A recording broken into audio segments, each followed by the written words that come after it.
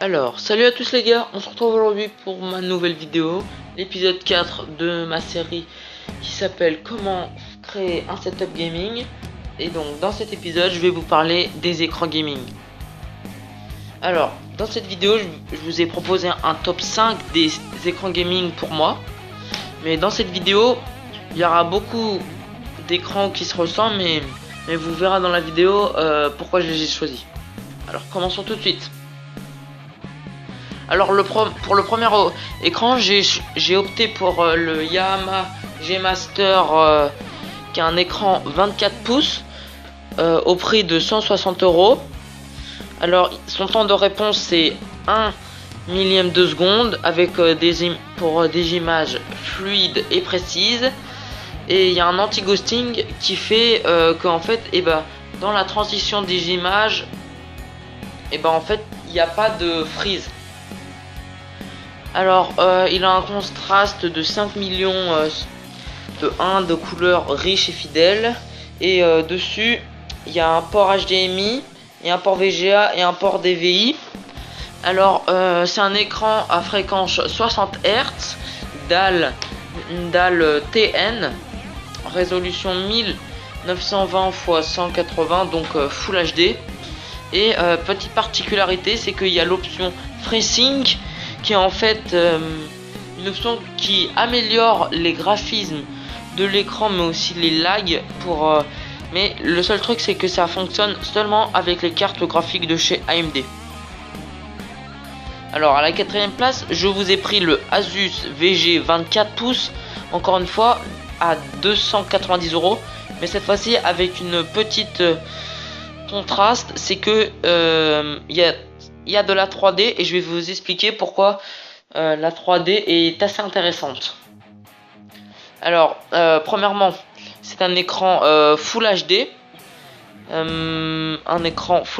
avec un port HDMI 24 pouces, dalle TN et surtout 1 millième de seconde. Mais moi ce que j'ai trouvé qui était vraiment très bien avec les ordinateurs 3D que j'ai découvert, c'est qu'en fait les ordinateurs 3D ont une fréquence de rafraîchissement de 144 Hz, soit 72 images par seconde, et c'est vraiment ce qui fait que ça peut être très fluide. Et en plus ils vous proposent un kit 3D en option, ce qui est vraiment super sympathique par exemple quand vous voulez regarder des films. Alors à la troisième place, on a le Asus ROG Swift, encore à 24 pouces, encore Full HD, 1 millième de seconde, avec un design assez sympa, je l'avoue, un design gamer un peu, qui pourra rendre très bien sur un setup. Le format c'est du 16 neuvième à 180 Hz, il peut pivoter, on peut avoir la 3D dessus, c'est pour ça qu'il y a un taux de rafraîchissement aussi élevé, mais juste ils ne fournissent pas de lunettes ou de choses comme ça avec. Et sur cet ordinateur on aura un DisplayPort, on aura un port HDMI et on aura aussi surtout le G-Sync qui est vraiment très intéressant. Et le G-Sync en fait c'est comme le FreeSync, ça va améliorer des performances sur l'écran et sur les expériences en jeu, mais là c'est que pour les cartes graphiques Nvidia. Alors si vous avez bien compris, les cartes graphiques de chez AMD c'est FreeSync et de chez Nvidia c'est G-Sync.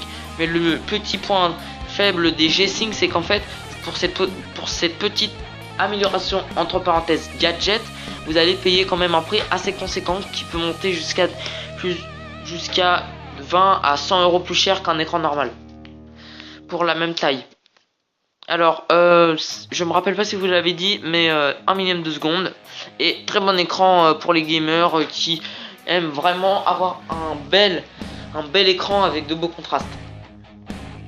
Maintenant on passe tout de suite à la gamme supérieure avec un écran qui est le AOC G27 qui a un écran au prix de 230 €. Comme vous pouvez voir, le prix est beaucoup plus bas que l'autre, mais comme vous allez pouvoir le constater, il y a plusieurs choses qui peuvent le montrer, comme par exemple qu'il n'a que 75 Hz de rafraîchissement, mais son gros point fort c'est qu'il est seulement à 230 € pour 27 pouces Et il a quand même l'option FreeSync pour les cartes graphiques AMD.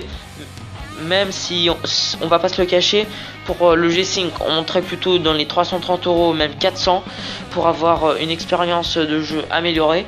Encore un Full HD, 1 millième de seconde, comme vous avez souvent pu le voir dans cet épisode. Les écrans sont de 1 à 2 ms par seconde. C'est vraiment excellent pour un petit gamer avec un petit budget.